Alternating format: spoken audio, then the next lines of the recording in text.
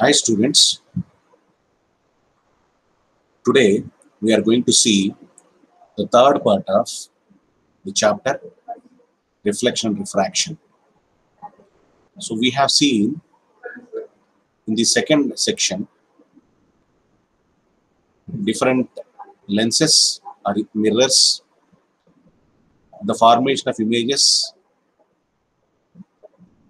for the objects at different locations. So we have seen several cases for that, and now the reflection part is over. Now what we are going to see in this section, the refraction and some of its applications, and we'll conclude. Now for that, let me present you with the presentation again. Now you can see here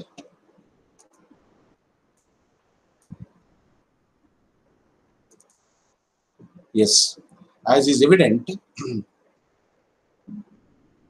from the slides, like just before this section we have seen the image formation in different cases. This particular slide gives you the crux, or in a nutshell, at different locations, what is the image, nature of the image, size and shape of the image, and so on and so forth. Not only that, some of the important things in the last section that we learnt are about magnification, which is very important factor in determining the magnification of a mirror or a lens. So the definition of magnification with respect to any mirror, and of course the sign conventions are also very important, because magnification is a function of two things basically. So as you can see here in the previous section, that we have seen magnification is a ratio of height of the image to that of height of the object. Similarly, it is a negative of image distance to that of object distance. So that is minus v by u. So we have taken magnification as either h2 by h1, that is ratio of heights of the image and object respectively. Otherwise, we also can take it is image distance, that is negative of the image distance minus v by u. Now there are some special conditions that based on the value of the m. So we can say whether the object is bigger than the image or image is bigger than, because magnification end of the day, you can see it is the height of the image magnified with what proportion, with what scale it has been magnified with respect to the height of the object. That's what it decides. So therefore, if the value of m is greater than 1, then obviously image is bigger than the object. Similarly, some of the things like if m is equal to 1, exactly, the height of the image and height of the object is same. And lastly, if m is less than 1, image is smaller than the object. Now, so like not only like that, if m is positive, that is if it is greater than 0, so then the image is virtual and direct. If m is negative, on the other hand, so then the image is real and inverted. So that's very important thing that we have to keep in mind. If m is positive, it is virtual and direct, and if m is negative, then the image is real and inverted. So these are all the things that we have to learn. Now here we start the exact third section. That's what we are in. Now coming to the refraction of light, it is a property that we have discussed of light, particularly bending of light when it travels from one optical medium to another optical medium. So that's what we have to define. So refraction is a phenomena in which the light rays bend at the surface of separation while traveling from one optical medium to another optical medium. That is what is called refraction. So deviating their path is simply refraction. So whenever light rays are traveling from one medium to another medium, so particularly it may be from rarer medium to denser medium, or a denser medium to rarer medium. So there exists a deviation of the light from the path. So that deviation or bending of light at the surface of separation is said to be refraction. Now laws of refraction say that in the similar lines we have incident in the similar lines as that of in the case of reflection. Here also the incident ray, normal and the refracted ray, they all lie in the same plane. When I say plane, I say exactly it's a surface. Now, so there exists a law called Snell's law, which gives a relation between sine of the angle of incidence to that of sine and the angle of refraction. So it says that sine A by sine R, the ratio of sine of the angle of I to that of sine of the angle R is constant, where I is the angle of incidence, R is the angle of reflection, and constant is refractive index. Now here actually, in the refraction of light itself, we are defining Snell's law. So Snell's law, it is the relation between incident ray, reflected ray, and to what extent the reflection or refraction happens. So that's why we say refractive index rather. So therefore, angle of incidence, angle of reflection, and here it is a refractive index. You can see in the picture that is sine A by sine R is equal to constant. The ratio of the sine of the angle of incidence to that of angle of reflection is a constant called refractive index. So this is what typically it is a figure of merit of the extent to which a light ray can be bent by the second medium when a light ray comes from the first medium to it. So refractive index is nothing but it is a figure of merit of the medium which bends to what extent it can bend the light rays traveling from one medium to the this particular medium. Now the next thing is refractive index is calculated as it's a relative parameter, like we have refractive index of a medium with respect to some say refractive index of a particular medium with respect to air rather. Now generally or otherwise refractive index of one medium with respect to another medium is obtained as it is a ratio of the speeds of the light in the two mediums, say V1 that then V2. So you can get over here, you can get here that is N21. Refractive index is generally represented by the letter N or eta, or it is N. So therefore it is equal to V1 by V2, or simply it is similarly the other way, refractive index of the first medium with respect to second medium is V2 by V1, whereas N21 is equal to refractive index of second medium with respect to first medium. That's what I have been telling you. Refractive index is a figure of merit of the extent to which the light ray can be bent by the second medium and the medium when the light is traveling from first medium to the second medium. So therefore we take the relative velocities of medium 1 and medium 2. So V1 by V2. So N12 actually is again speed of light in medium 2 to the speed of light in medium 1. So that is what V2 by V1. And finally we have refractive index of a particular medium with respect to say air. So like we have NRM, otherwise N, you can say simply M.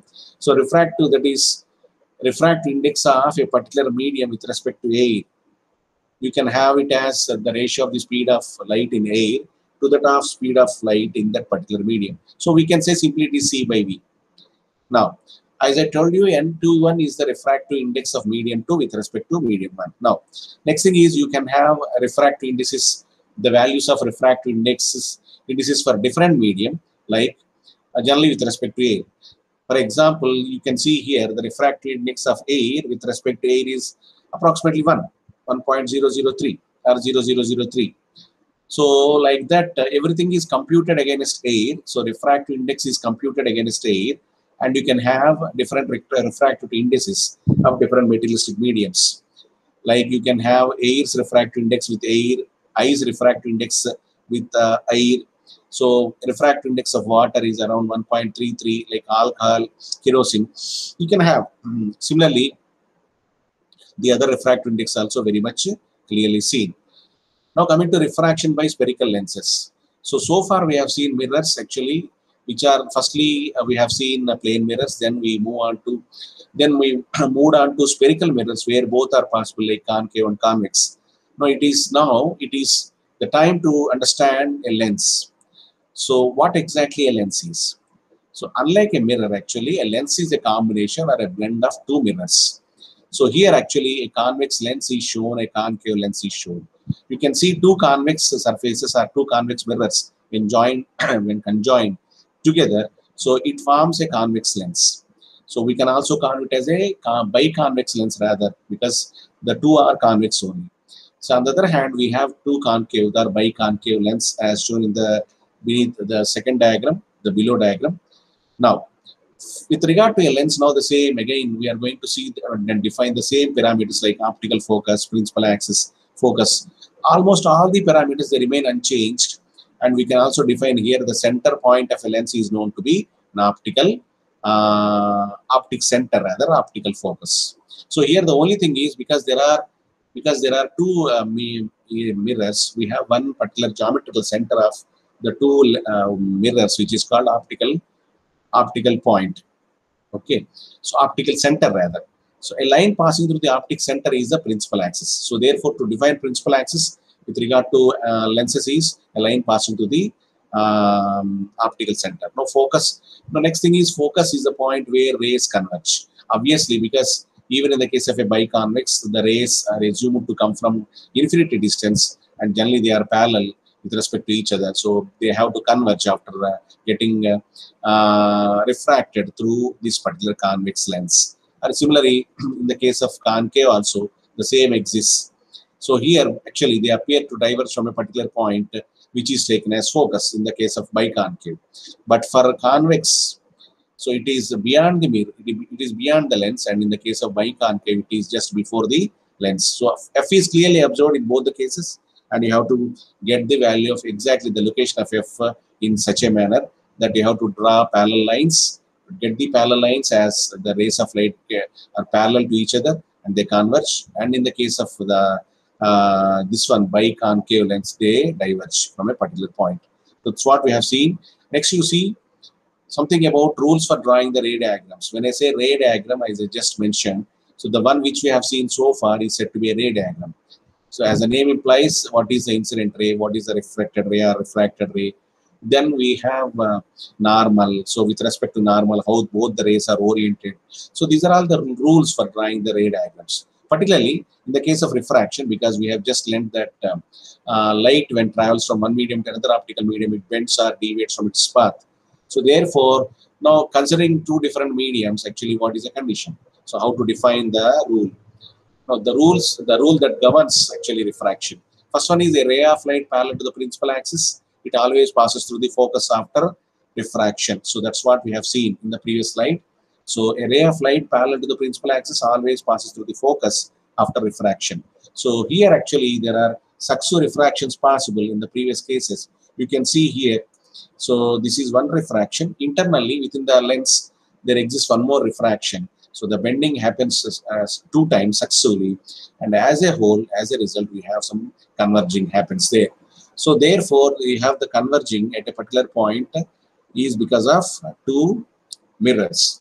Now, a second thing is a ray of light passing through the focus actually becomes parallel. Now, the vice versa condition, like whenever a parallel line is there, after reflection or refraction, it passes through or converges through the focus. On the other hand, a particular light ray, which is passing through the focus, obviously after refraction, it goes parallel. So, and it gives image at infinity. Now, so it becomes parallel to the principal axis under after refraction. So, similarly, now a ray of light passing through the optic center, so exactly at the center of the lens, it goes straight without changing the path. So, just like we have seen in the center of curvature there, so that's how it happens. Now you can see the rules for drawing ray diagrams. Just now I told you, a ray parallel to the principal axis after refraction, it has to pass through the focus. Similarly, a ray which is passing through the focus, actually it has to be parallel. Once it gets refracted, it has to be parallel to the principal axis. Unlike that, if a light ray is there, like which is exactly going to through this optic center, so it goes without any refraction. It merely goes. So only refraction is there only when it is not passing through the center of curvature, the optic center. So whenever a light ray passes through the optic center to the other side, so then we have to take as it is. So there is no change of direction, there is no deviation. Now, so images formed by the convex lenses also we can see now. The same is the case. We have different cases possible. Like the object is between O and F, that is say focus and the optic center. Here actually when I say O, I mean you can see here image between O and F, or otherwise C and F. So therefore optic center and the focus actually. So therefore obviously as I told you in the previous cases like B, the point on the principal axis, for the projection of the point on the principal axis. Again, it will be on the principal axis only. But only thing is you have to assume 2 points when 2 light rays actually traveling from one is parallel to the principal axis and one is actually going through the exactly the optic center.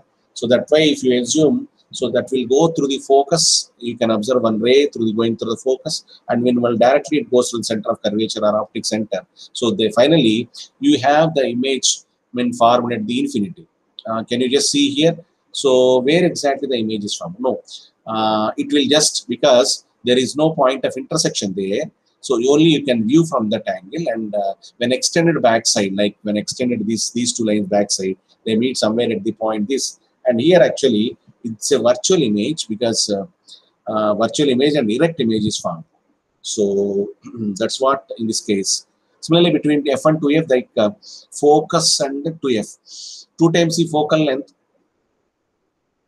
You can see here f to f, exact the double the value of f is taken as 2f. Now actually, if you take between f1 to f, somewhere there, then real and inverted. Again, you can assume the same. So here it is real and inverted as shown in b dash by b dash and a dash. So therefore, a dash and b dash is shown here, and b dash and a dash, that is inverted image, but it is real and inverted beyond 2f. So whereas if you take the object between f1 to f, the image will be formed beyond 2f on the other side, and it is magnified. In the previous case also, it's magnified behind the object. So but here it is behind the object on the left hand side, and it is virtual and erect. Now, so this is the cases. These are the cases of images formed by convex lenses. Now there is a crux. So all the things that we have seen so far, that is different cases, are taken separately, and for each and every object position, the corresponding position of the image and the size of the image, and of course nature of the image is very clearly mentioned. You can have, see, almost all majority are real and inverted images. Only thing is one image that is virtual and direct between focus and lens. That's how it goes. Now, image formed by the concave lens, that's as I told you, if you take a biconcave lens, a combination of two. Now again, it's you can see over there actually with dotted lines. So from the dotted lines, you can infer that easily, that is the rays seem to diverge from that particular point focus. So therefore, position and relative size. Now that's why you can understand exactly the focus and 2 times the focus. Similarly, in this case also, for this, you have between the object is being at you can see it just above, it's after, that is beyond f1, beyond f1 below 2f. That is when the object is like that, you can see the image is formed because one particular light ray that goes parallel to the principal axis, it will get reverted in this direction. It will not come in this direction. So only it appears from this in this particular, yeah, it appears to emerge from like this. And the other light ray actually it goes straight. So point of intersection is being, if you just extend it on backside, the point of intersection is here. So therefore, image is real image only, but diminished image. That's what we can say something. It is real but diminished. It's not inverted at all, but diminished. So that's how we can have images formed by the different lenses. Now, coming again, sign conventions for lenses, the same are those as spherical mirrors, except all the distance are measured from the optic center. So there actually, so there we, in the case of mirrors, we calculate the distances from like pole rather. So here actually we calculate the distance from the optic center. So distance to the right of the origin is taken as positive, and to the left is taken as negative. And distance above the principal axis always are positive, and below the principal axis are always negative. So finally, we have the lens formula and magnification. Very important things in the subject, that is in the syllabus. So first one is we have some lens makers formula, lens formula. So which is a ratio, which is the relation between initial, that is object distance, image distance, and focal length. So in terms of those u, v, and f, we have 1 over v minus 1 over u is equal to 1 over f. That is reciprocal of focal length is the difference of reciprocals of image distance and object distance. No, that's what lens makers formula is there. So based on that, we can, in industry, lenses will be manufactured with that formula. Now coming to the magnification, again it is same as in the previous case of spherical mirrors. It is height of the image by height of the object. So it is also given in terms of distance of the image by distance of the object. So that's how we classify. So that once you define magnification, that is small m, Now, a power of lens is very important to understand. So the ophthalmologists actually they classify powers into different varieties. So the power of a lens is the reciprocal of its focal length. So always it is a reciprocal of focal length. So that is what is power. So if the focal length is very less, power is very high. If the focal length is very high, the power is very less. So therefore, this is a relation between P and F. P is always, power of a lens is always reciprocal of its focal length. So therefore, we can see if the focal length is less, power will be more.